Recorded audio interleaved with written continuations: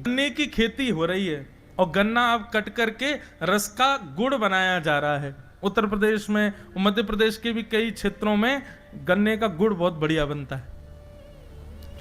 तो बड़ा ताजा ताजा गुड़ बन रहा था सब जगह।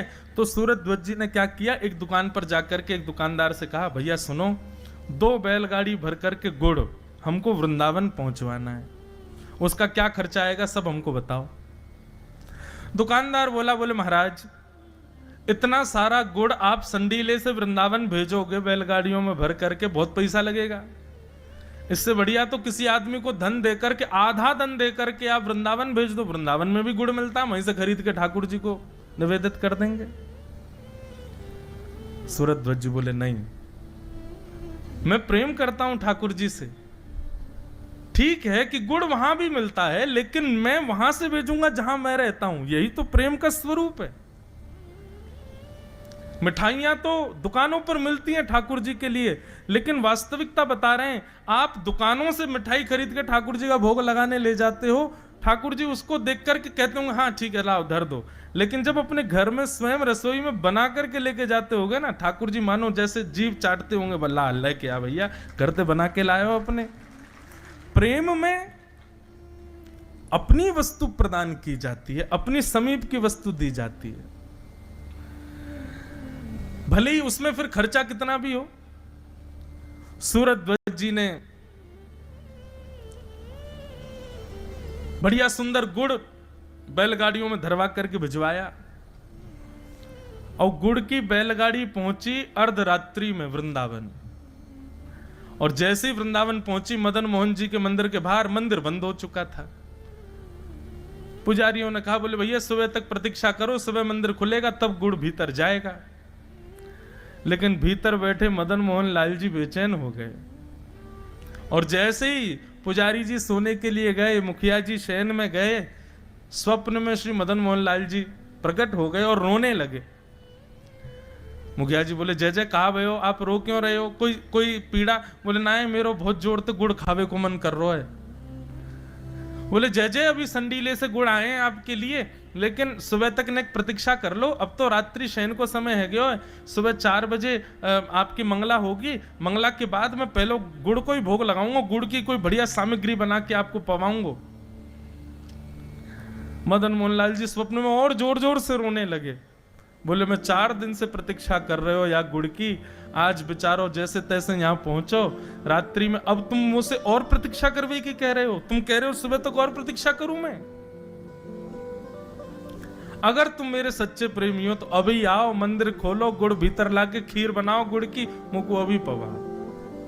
इसको कहते हैं रास, ये रस नहीं है। अपने भक्त की प्रेम स्थिति को ठाकुर जी स्वीकार करने के लिए लालायित हों, उसको रास कहते हैं।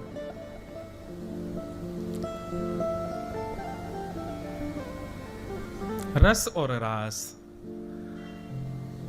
श्री सुखदेव जी महाराज वर्णन करते हैं कि ठाकुर जी के साथ गोपियां रास विहार करने को आतुर हैं, तब तो वो रस विहार कहलाता, लेकिन ये रास विहार इसलिए क्योंकि ठाकुर जी आतुर हैं गोपियों के साथ रास नृत्य करने के लिए, उनसे मिलने के लिए। गोपियां आतुर होती तो रस विहार कहलाता, लेकिन ठाकुर जी आतुर हैं इसलिए रास विहार। रस और रास में ये अंतर है। भगवान ने गोपियों का जब चीर हरण किया था, तब चीर हरण के समय पर ठाकुर जी ने गोपियों को आश्वासन दिया था कि शरद पूर्णिमा की रात्रि पर हम आपके साथ विहार करेंगे। आज शरद पूर्णिमा की रात्रि हुई, सब गोपियां अपने अपने कार्यों में रत हैं, अपने अपने कार्यों में व्यस्त हैं। तभी शरद पूर्णिमा के चंद्रमा का उदय होने लगा, सायंकाल का समय। ज्यों-ज्यों चंद्र उग रहे हैं, त्यों-त्यों गोपियों का हृदय मचल रहा है कि आज शरद पूर्णिमा है, आज के दिन का ही न्योता दिया है श्री कृष्ण ने मिलने के लिए। बंधुओं, पहले मैं कुछ बातें क्लियर कर दूं, ये गोपियां साधारण नहीं है, श्रुति रूपा, स्मृति रूपा, वेद जन्या गोपियां हैं। ये कोई सामान्य स्त्रियां नहीं है, ये ठाकुर जी की प्रतीक्षा वर्षों से कर रही हैं, युगों से कर रही हैं। ये त्रेता युग के दंडकारण्य वन के संत हैं जो अपनी तपस्या के प्रभाव से ब्रज की गोपी बन करके आए हैं। इनको आप सामान्य स्त्री मत समझिएगा। रास लीला को कहीं भी कामजन्य लीला मत समझिएगा, बहुत बड़ा अपराध लगेगा नहीं तो। और ये अपराध प्रकट ना हो उसके लिए बहुत ध्यान पूर्वक और निष्काम भाव से इस संपूर्ण व्यवस्था को सुनिएगा। ठाकुर जी के साथ रास विहार करने वाली जितनी भी गोपियां हैं, उन गोपियों की आयु 6 वर्ष से लेकर के 120 वर्ष तक है। मतलब ठाकुर जी के रास विहार में 6 वर्ष की भी गोपी है और बिना दांत वाली अम्मा भी गोपी है। और ठाकुर जी जितने प्रेम से 6 वर्ष की गोपी के संग नृत्य कर रहे हैं, उतने ही प्रेम से एक बूढ़ी माता जी के साथ भी नृत्य कर रहे हैं। सब गोपियां प्रेम आतुर हुई हैं। तो ये सामान्य नहीं है। सब गोपियां अपने अपने घरों में बैठी हैं। तभी शरद पूर्णिमा का चंद्रमा उदित हुआ। ठाकुर जी वन में गए और कदम्ब वृक्ष के नीचे बैठ करके जैसे ही अपनी वंशी को अपने अधरों पर रख करके प्राण पिरोए, बाजने लगी वंशी वृंदावन में। और वंशी का नाद जैसे ही ब्रज की गोपियों के कर्ण रंध्र में पड़ा, दौड़ने लगी, भागने लगी गोपियां श्री कृष्ण से मिलने के लिए। बंधुओं, वंशी तो सबको सुनाई दे रही है, लेकिन उस वंशी में आमंत्रण केवल उनको सुनाई दे रहा है जो कृष्ण प्रेम में उन्मुक्त है। कथा हजारों लोग सुन रहे हैं, लेकिन परिवर्तित जीवन 1 या 2 लोगों का ही हो पाता है। ज्यादा से ज्यादा 10 लोगों का हो जाएगा। इससे ज्यादा लोग परिवर्तित नहीं होते कथा से। सुनने के लिए आएंगे हजारों लोग, लेकिन जिनका जीवन बिल्कुल परिवर्तित हो जाए ऐसे बहुत कम लोग ही होंगे। उनके लिए यही विचार करो कि ये गोपी ही थे जिनको कथा रूपी वेणु का नाद श्रवण हो रहा था, सुनाई दे रहा था। कृष्ण प्रेम में उन्मुक्त जितनी गोपियां थीं, उनको वो स्वर नहीं लग रहा था, उनको ठाकुर जी का आमंत्रण लग रहा था। दौड़ने लगी तुरंत मिलने के लिए। ऐसा नहीं कि गोपियां व्यवस्थाएं करके दौड़ी हैं, जैसी व्यवस्था अवस्था में थी वैसे ही गई हैं कृष्ण के पास। सब दौड़ने लगे। कोई गोपी स्नान कर रही थी, स्नान करने के बाद वस्त्र धारण कर रही थी, तभी वेणु की ध्वनि सुनाई दी तो वस्त्र भी ढंग से पहन नहीं पाई, अस्त व्यस्त वस्त्र में दौड़ी है। कोई गोपी अपने केश काट रही थी, आधे केश की तो बेणी गूंथ ली थी, आधे केश बचे थे। जैसे ही गूंथने लगी तुरंत वेणु का नाद सुनाई दिया तो आधे केश की चोटी बनी है, आधे खुले, दौड़ी कृष्ण से मिलने के लिए। अंज लोचने, कोई अपने आंख में काजल लगा रही है, एक आंख में काजल लगाए दूसरी में लगाना चाहती है, लेकिन तभी वेणु की ध्वनि सुनाई दी, तुरंत दौड़ी कृष्ण से मिलने के लिए, एक ही आंख में काजल लगा है। कोई गोपी अपना श्रृंगार कर रही थी, तभी वेणु की ध्वनि सुनाई दी तो आंखों वाली वस्तु होठों में लगा ली, होठों वाली आंखों में लगा ली, दौड़ी कृष्ण से मिलने के लिए। कहने का अभिप्राय क्या है? ये गोपियां इस बात को जानती हैं कि श्रृंगार प्रधान नहीं है कृष्ण की प्राप्ति में। ये गोपियां इस बात को जानती हैं कि कृष्ण कभी रूप नहीं देखते कि हम दिख कैसे रही हैं, हमारी अवस्था कैसी है, हमारा स्वरूप कैसा है। ये तो संसार के लोगों की इच्छाएं हैं, ठाकुर जी की ऐसी इच्छा नहीं है। वे तो केवल हृदय देखते हैं, वे तो केवल आपका गुण स्वभाव देखते हैं, आपका श्रृंगार नहीं देखते। क्योंकि ये गोपियां जानती हैं कि श्रृंगार देखते तो पूतना बहुत सुंदर बन के आई थी, उस पर सब मोहित हो गए थे, लेकिन कृष्ण ने तो देखा भी नहीं उसको। तो कोई भी गोपी इतना भी विचार नहीं कर रही कि मैं व्यवस्था तो कर लूं, जैसी है वैसी जा रही है।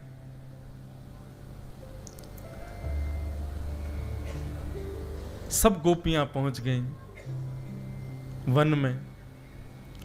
असंख्य लाखों गोपियां सामने खड़ी हैं। कदम्ब वृक्ष के नीचे श्री कृष्ण बैठ करके वेणुनाद कर रहे हैं, वेणु रव कर रहे हैं।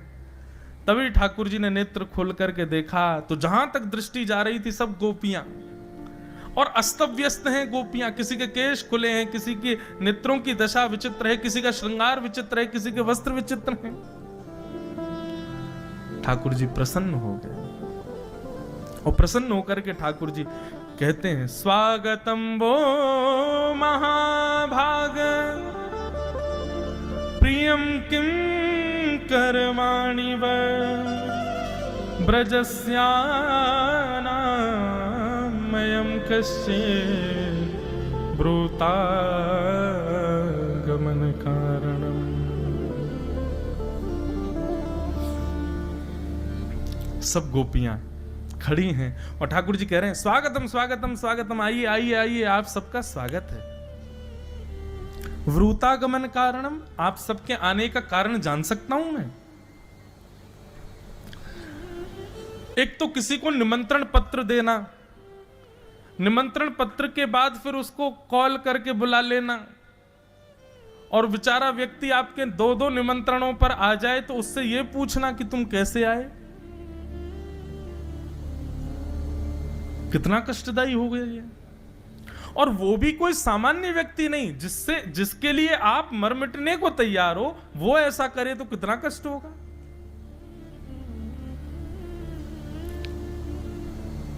वो तो बढ़िया हुआ कि ये गोपियां आजकल की नहीं थी, नहीं ठाकुर जी को बता देती फिर।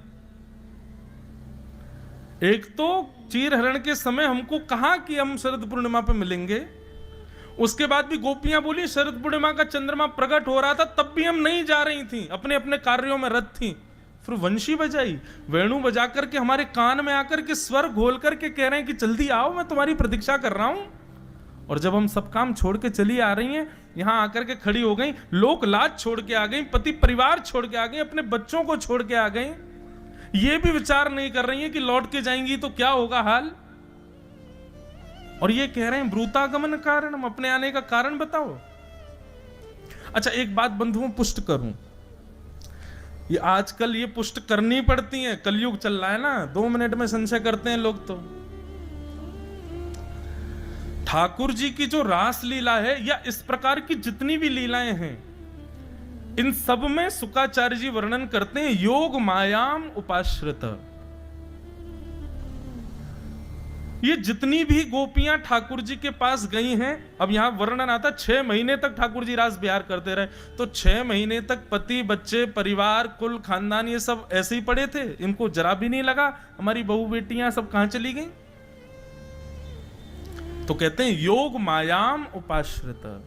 योग माया कहते हैं वैष्णो देवी को, योग माया कहते हैं हमारी जितनी भी जगत जननी दुर्गा मैया आदि जितने जिनके हम आराधना करते हैं, ये सब योग माया है। ठाकुर जी के रास बिहार में जब गोपियां पहुंची, तब योग माया गोपियों का रूप धारण करके ब्रज में विचरण कर रही थी। बच्चों को लग रहा था हमारी मां तो संग ही है, परिवार के लोगों को लग रहा था हमारी बहू तो घर पे ही है, कोई अलग थोड़े है। लोगों के मन में यह भी प्रश्न आ सकता है, महाराज जी ये आवश्यकता थी क्या रास बिहार की? ठाकुर जी को पता तो था कलयुग आने वाला है, 2 मिनट में लोग प्रश्न उठाएंगे। दंड कारण वन के संत हैं ये गोपियां। भगवान श्री राम जब रावण को मार करके वापस लौट रहे थे, तब हनुमान जी निवेदन करते हैं, बोले प्रभु दंड कारण वन के असंख्य संत आपका दर्शन करना चाहते हैं। राम जी बोले देखो 14 वर्ष आज पूरे हो गए, सूर्यास्त से पहले अगर मैं अयोध्या नहीं पहुंचा तो मेरा छोटा भाई भरत अपने प्राण त्याग देगा। हनुमान जी आप इन संतों से प्रार्थना कर दो, ये ब्रज का स्मरण करके इतना भजन करें, इतना भजन करें कि जब इनके प्राण निकलेंगे ना, तो ये अगला जन्म इनका ब्रज में ही होगा, और ब्रज में भी तब होगा जब मेरा अवतरण होने वाला होगा। ये मेरा आशीष है। अभी तो ये केवल मेरा दर्शन कर पाएंगे, लेकिन ब्रज में मैं आपको इनको मेरी तरफ से आश्वासन कर देना, ब्रज में जैसे प्रियतमा और प्रियतम रहते हैं वैसा आस्वादन इनको होगा। अभी तो ये संत केवल मुझे प्रणाम कर पाएंगे, लेकिन द्वापर में जब मैं कृष्ण बनूंगा और ये गोपी बनेंगे तो इनके गले में गलवैयां डाल करके खूब रास बिहार करेंगे। तो इसलिए ये वर्षों की प्रतीक्षा की पूर्णता है रास बिहार। ठाकुर जी बोले ब्रूतागमन कारणम, आने का कारण बताओ। गोपियां अपने पैर के अंगूठे से जमीन कुरेद रही हैं क्रोध में भर करके, और ठाकुर जी यहां पर पतिव्रता नारी के लक्षण बता रहे हैं। 10 श्लोकों में ठाकुर जी ने यह बताया पतिव्रता नारी किसको कहते हैं। बोले राम राम राम राम, कितना बड़ा अपराध किया तुमने, अपने पतियों को छोड़ आई हो, अपने बच्चों को छोड़ आई। अरे तुम में से कितनियों के तो नाती नाती भी हो गए हैं, और तुम उस अवस्था में सबको छोड़ के यहां अर्धरात्रि में चली आई हो, कितना बड़ा पाप किया तुम लोगों ने। गोपियां खड़े खड़े सुन रही हैं, कुछ नहीं कह रहे हैं। गोपियां कह रही हैं बोलते जाओ आप। ठाकुर जी कहते हैं भर्तु शुश्रूषणम स्त्रीणाम परो धर्मो यमायया तद्बंधूनाम च कल्याणम प्रजानाम चानुपोषणम। बोले पतिव्रता नारी का धर्म पता है आपको। गोपियां बोली आप ही बताओ। बोले एक पतिव्रता नारी थी, उसका पति अग्निहोत्र करता था। पति के अग्निहोत्र के बाद पति थकान के कारण सो गया, पत्नी पंखा जल रही थी, और उसी समय उनका छोटा सा बालक अग्निकुंड की ओर जा रहा था। अब पत्नी की गोद में पति सो रहा था सर रख करके। पत्नी ने सोचा उठ करके बचाने जाऊंगी तो पति की नींद खुलेगी, मेरा पातिव्रत धर्म टूटेगा, लेकिन बालक को नहीं बचाऊंगी तो वो तो अग्नि में गिर जाएगा। लेकिन उस पतिव्रता स्त्री ने क्या किया, तुरंत अग्निदेव का स्मरण किया और कहा यदि मैंने अपने पति की सच्चे हृदय से सेवा की हो, इनके अतिरिक्त किसी के प्रति मेरा भाव उत्पन्न ना हुआ हो, मेरे पातिव्रत धर्म के फलस्वरूप आप मेरे बालक की रक्षा करना अग्निदेव। गोपियां बोली फिर क्या हुआ। ठाकुर जी बोले फिर क्या, बालक अग्निकुंड में गिरा। थोड़ी देर बाद जब पति की नींद खुली तो दोनों दौड़ करके गए, अग्निकुंड में देखा तो जो जलते हुए अंगार थे वो पुष्प बन गए और उनके बीच में बालक खेल रहा था। यह पतिव्रता नारी का धर्म है। एक कथा और सुनाए पतिव्रता नारी की, बहुत अच्छी और बड़ी अनसुनी कथा है। रावण जब पूरे विश्व पे दिग्विजय प्राप्त कर चुका था, देवताओं को भी हरा दिया रावण ने अपने बल के आगे। तो एक दिन रावण अपनी सभा में बैठा अपने जंघा को थापते हुए कह रहा था, मुझे लगता है पूरे त्रिलोक में 14 भुवन में मुझसे ज्यादा बलशाली कोई नहीं है, मैंने सबको जीत लिया। तब उनके सभा में एक व्यक्ति बुजुर्ग सा आया और आकर के कहा महाराज आप निश्चित ही बलशाली हैं, पर हम आपसे प्रार्थना करना चाहेंगे कभी अवध नरेश महाराज रघु के यहां मत जाइएगा। भगवान श्री राम जिस वंश में प्रकट हुए, रघुवंश, वो रघु महाराज। ये तब की बात है जब रघु महाराज विराजते थे अवध में। तो व्यक्ति ने कहा, बोले महाराज आप निश्चित ही पूरे विश्व पर जीत चुके हैं, लेकिन आप कभी भूल करके अवध की तरफ मत जाइएगा, अयोध्या के राजा रघु के सामने मत जाइएगा। रावण बोला आपने मुझे ललकारा है, मुझे चेता दिया है, अब तो मैं जाऊंगा। बोले महाराज मैं फिर हाथ जोड़ के प्रार्थना करूंगा, मत जाइएगा, वे बहुत बलशाली हैं। अरे मैंने सबको हरा दिया, इंद्र आदि कुबेर आदि सब हारे पड़े मुझसे, ये रघु क्या चीज। बोले कि इसके लिए हम आपसे बस प्रार्थना करेंगे, आप एक बार विद्यार्थी बनके उनको देखने जाओ, बस फिर आपको लगे कि हाँ मैं युद्ध कर सकता हूं तो करना। तो रावण विद्यार्थी बनकर के रघु महाराज के पास गया। तो रघु महाराज संध्या कर रहे थे सरजू जी के तट पर बैठ करके। संध्या में निधान होता है बंधुओं, हाथ में जल लेकर के ऐसे अघमर्षण का जल हाथ उठा करके पीछे की ओर डाला जाता है। कहते हैं कि वो जल यदि वृक्ष पर भी गिर जाए तो पूरा वृक्ष सूख जाएगा, इतना बलशाली होता है अघमर्षण का जल। तो महाराज रघु जब अघमर्षण का जल सिद्ध कर रहे थे, उसी समय उनके चिंतन में आया कि दक्षिण भारत के किसी ब्राह्मण के यहां एक गौ माता बंधी हुई है और उस गौ माता पर एक शेर आक्रमण कर रहा है और वो ब्राह्मण त्राही माम करके रक्षमाम करके चिल्ला रहा है, कोई रक्षा करो, कोई रक्षा करो। तभी रघु महाराज ने उसका चिंतन किया और चिंतन करके उस अघमर्षण के जल को शेर का चिंतन करके अपनी भुजा के पीछे अयोध्या में फेंका और दक्षिण में उस ब्राह्मण के यहां गौशाला में उस शेर का वध हो गया। ये थे महाराज रघु। रावण ने जब ये दृश्य देखा, रावण दौड़ करके गया, बोले महाराज आपने अभी अभी कुछ किया है, ये अघमर्षण का जल आपने जो पीछे फेंका, निश्चित ही मुझे जो विस्फोट की आवाज आई थी उससे ऐसा लगता है कि आपने किसी का वध किया है। तब महाराज रघु ने पूरी बात बताई, ऐसे ऐसे एक जगह हो रहा था, उसको मार दिया। रावण बोला ये तो मैंने पहली बार देखा भगवान, ऐसा योग बल कि आप यहां बैठे बैठे किसी को ही मार देते हो। रावण बोला सही कह रहे थे वो, इनसे युद्ध नहीं, इनसे तो नीचे बैठे बैठे इनसे सीख लें पहले। तो रावण उनसे विद्या सीखने लगा। एक दिन रावण पीछे पड़ गया कि महाराज मेरी लंका चलो, आप मेरे गुरु हैं, एक बार लंका में पैर पधरा दो। रघु महाराज ने एक कुशा उठाई और सरजू जी के किनारे कुछ बनाने लगे और बनाते बनाते रावण से बोले सुनो, ये तुम्हारा घर है, ये तुम्हारा भवन है, यहाँ मंदोदरी रहती है, यहाँ कुंभकर्ण सोता है, यहाँ पर विभीषण रहते हैं, यहाँ पर तुम्हारे पुत्र अक्षय कुमार रहते हैं, आदि आदि सबके बारे में वहीं बैठे बैठे उन्होंने बता दिया। बोले महाराज आपको कैसे पता, आप कभी लंका गए? बोले नहीं गए नहीं है, बस हमको दिख रहा है। और सुनो इस वाले द्वार पर लंकिनी नाम की राक्षसी बैठी रहती है, सब वहीं दिखा दिया।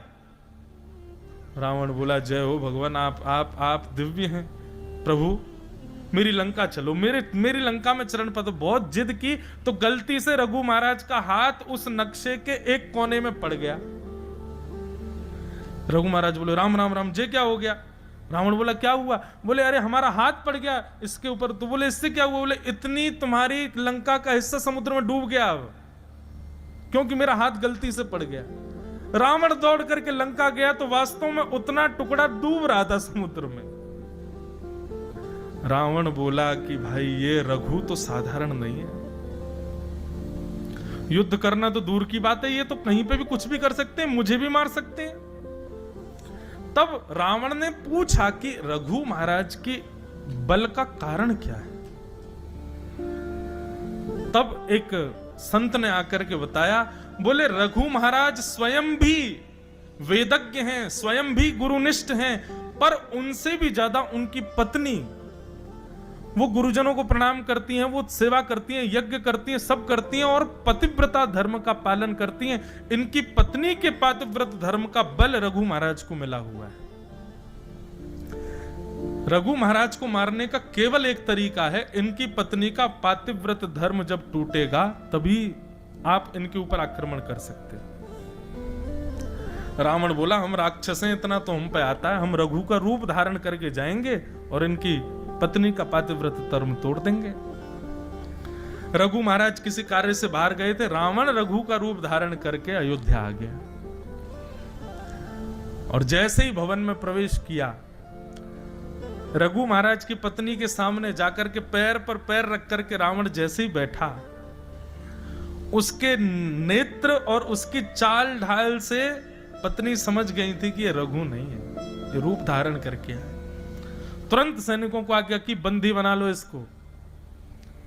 रावण कहने लगा अरे मैं रघु महाराज हूं, मुझे बंदी क्यों बना रही है? बोले रघु होते तो रघु महाराज जब भी अपने भवन में आते हैं अयोध्या की माटी को प्रणाम करके आते हैं, माथे पर रज लगी होती और तुम्हारे चलने बोलने ढलने इससे सब पता चल रहा है कि तुम रघु नहीं हो। बंदी बना लिया। अब रघु महाराज जब लौट करके आए, जब उनको पता चला कि उनके शिष्य रावण ने ऐसा किया, तुरंत रावण को सामने बांध दिया। बोले लाओ मेरे बाण और तरकश का वध करता हूं मैं। जैसे ही उन्होंने बाण लेकर के रावण का वध करना चाहा, तभी ब्रह्मा जी प्रकट हो गए। बोले भगवान आप ठाकुर जी की लीला को क्यों खत्म कर रहे हो? भगवान आपकी भक्ति और आपकी गृहिणी की भक्ति से ठाकुर जी इतने प्रसन्न हैं कि उन्होंने वचन दिया है कि त्रेता में मेरा जो अवतार होगा मैं रघु महाराज के वंश में ही आऊंगा।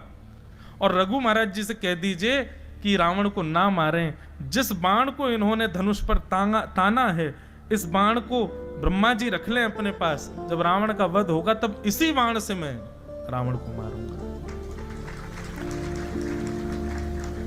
फिर आगे लंबी कथा है। राम जी जब रावण को मारने के लिए गए, खूब बाण मारे, नहीं मरा। तब विभीषण जी ने बताया, बोले महाराज ऐसे ऐसे बात है, रघु महाराज जिसको मारने वाले थे वो बाण ब्रह्मा जी को रघु महाराज ने दे दिया था। फिर रावण ने तपस्या की और तपस्या करके ब्रह्मा जी को प्रकट किया। ब्रह्मा जी प्रसन्न होकर के बोले वर मांगो, क्या चाहिए? बोले रघु महाराज ने जो बाण आपको दिया है वो मुझको दे दो, उसमें मेरे प्राण हैं। ब्रह्मा जी बोले यार ये तो तुमने फंसा दिया हमको। और ब्रह्मा जी को ना चाहते हुए वो बाण रावण को देना पड़ा। रावण ने वो बाण अपनी किसी प्रिय स्थान पर छिपा रखा, ये किसी को नहीं पता कि वो कहां है। राम जी ने तुरंत हनुमान जी को बुलाया, बोले बाण ढूंढ के लाओ, पूरी लंका में ही कहीं है। हनुमान जी बोले भगवान मुझे ऐसा लगता है कि कितना भी बड़ा क्रूर व्यक्ति क्यों ना हो, अपनी मूल से मूल्यवान वस्तु अपनी पत्नी को देता है। मुझे ऐसा लगता है मंदोदरी के पास बाण होगा। राम जी बोले युक्ति लगाओ, लेके आओ। सोई महाराज हनुमान जी नन्हे से बौने ब्राह्मण बने और त्रिपुंड आदि लगा करके और महाराज हाथ में वेद लेकर के सीधे मंदोदरी के पास पहुंचे। मंदोदरी के पास पहुंच करके ब्राह्मण देवता आशीर्वाद देने लगे, सौभाग्यवती भव, सौभाग्यवती भव। मंदोदरी कहने लगी काय बात का सौभाग्य, मेरे पति को इतने बाण मारे जा रहे हैं और आप कह रहे हैं सौभाग्यवती भव। अब मैं विधवा होने वाली हूं और आप कह रहे सौभाग्यवती भव। हनुमान जी बोले अरे देवी तुम भूल गई क्या, रावण के प्राण तो एक बाण में रहते हैं और वो बाण तो रावण ने कहीं छुपा रखा है। जब तक वो नहीं मिलेगा राम जी को तब तक कैसे मरेगा रावण, तुम क्यों डरती हो? मंदोदरी को याद आया। मंदोदरी हंस करके बोले अरे हाँ हाँ हाँ भगवान, अरे मैं तो भूल ही गई थी, वो बाण तो मेरे ही कक्ष के जो है खंबे में ही तो रखा है, मैं रोज उसकी पूजा करती हूं। और मंदोदरी जाकर के उस खंबे से लिपट गई। इतने में हनुमान जी ने अपना रूप धारण किया, एक मुष्टिक प्रहार की खंबा तोड़ के बाण निकाल के ले गए, जाके राम जी को दे दिया, लो मार दो भगवान। राम जी ने चढ़ा करके उसका वध कर दिया। ये दक्षिण की एक रामायण है, उसमें ये कथा वर्णित है। तो पूरी कथा का कारण क्या था? पातिव्रत धर्म। पतिव्रता नारी सामान्य नहीं होता है, उसमें बहुत बल है। पत्नी के भजन में भी बल बढ़ता है, पति के कार्यों में भी बल बढ़ता है। ठाकुर जी कह रहे हैं पतिव्रता नारी के धर्म है और तुम सब अपने पतियों को छोड़ के यहां चली आई हो। बंधुओं ये नियम है ठाकुर जी का, जब आप भक्ति पथ पर आएंगे तो आपको संसार के विषयों को ठाकुर जी आपके सामने प्रस्तुत करेंगे कि इसको भोग लो, ये तुम्हारे लिए है। आपने यदि उसको भोग लिया तो आप पथ से भ्रष्ट हो जाओगे। इसलिए भक्ति पथ पर चलते समय संसार के कितने भी विषय आए उनको ठाकुर जी के द्वारा परीक्षा समझ करके त्याग कर देना, उसको सेवन मत कर लेना। ठाकुर जी लोभ दे रहे हैं गोपियों को, मानो कि ये पाप समझ करके वापस तो भी चली जाएंगे, लेकिन गोपियां नहीं गई। पतिव्रता नारी के खूब धर्म समझाए ठाकुर जी ने। जब ठाकुर जी बोलते बोलते थक गए तब गोपियां बोली हो गया आपका, अब हम बोलें कुछ? भगवान बोले हाँ बोलो। तब गोपियां कहती हैं चित्तम सुखेन भवतापहतं ग्रहेषु यन्ने विशत्युत्करावपि गुह्यकृत्ये पादौ पदं न चलतस्तव पादमूला यामः कथं ब्रजमथो करवाम किं वा। नाथ आप हमें व्यभिचारिणी मत समझिए कि हम अपने पति का बच्चों का त्याग करके आई हैं तो शायद हम व्यभिचारिणी हो, हमारे मन में कोई दूषित भाव हो, आप ऐसा मत समझिए भगवान। हमारा प्रेम है आपसे और वो प्रेम कैसा है कि आप हमको कभी मत मिलो, हमको कभी मत दिखो, हमसे कभी मिलने मत आओ, हमारे सामने कभी मत आओ, पर हम आपकी हैं, आप हमारे हैं, ये विश्वास सदैव हमारे चित्त में प्रकट रखो। ऐसा प्रेम है हमारा। आप यदि हमें त्याग देंगे, चले जाएंगे, जीवन भर लौट करके नहीं आएंगे, हम तब भी आपसे प्रेम करेंगे। हमारा प्रेम आपको कभी परेशान नहीं करेगा भगवान। आप हमको व्यभिचारिणी मत समझो। नाथ, आप कहते हैं कि हम वापस चली जाएं, ठीक है, चली जाएंगी हम, लेकिन हमारी एक वस्तु आपके पास है, वो वापस करो। ठाकुर बोले मेरे पास क्या है आपका? बोले हमारा मन आपके पास है। चित्तम सुखेन भवता पहितम गृहेषु। हमारा चित्त आपके पास है, हमारा मन आपके पास है। नेत्र बंद करती हैं, चलती हैं, फिरती हैं, कुछ भी करती हैं, 24 घंटे आपका चिंतन रहता है मन में। या दोहनने बहनने मथनोपलेप प्रेंखें खनार भरुदितो क्षणमार जनादो। 24 घंटे आपका चिंतन चला रहता है भगवान, क्योंकि चित्त आपके पास है। वो चित्त हमको वापस कर दीजिए। आपकी स्मृति आएगी नहीं तो हम घर के कार्य कर पाएंगे, अपने पति की सेवा कर पाएंगे, बच्चों का पालन कर पाएंगे। प्रभु अब दो ही उपाय हैं आपके पास, या तो हमको स्वीकार करो या फिर हमारा चित्त हमको वापस कर दो। जब गोपियों ने ये बात कही कि हमारा चित्त आपके पास है, ठाकुर जी प्रसन्न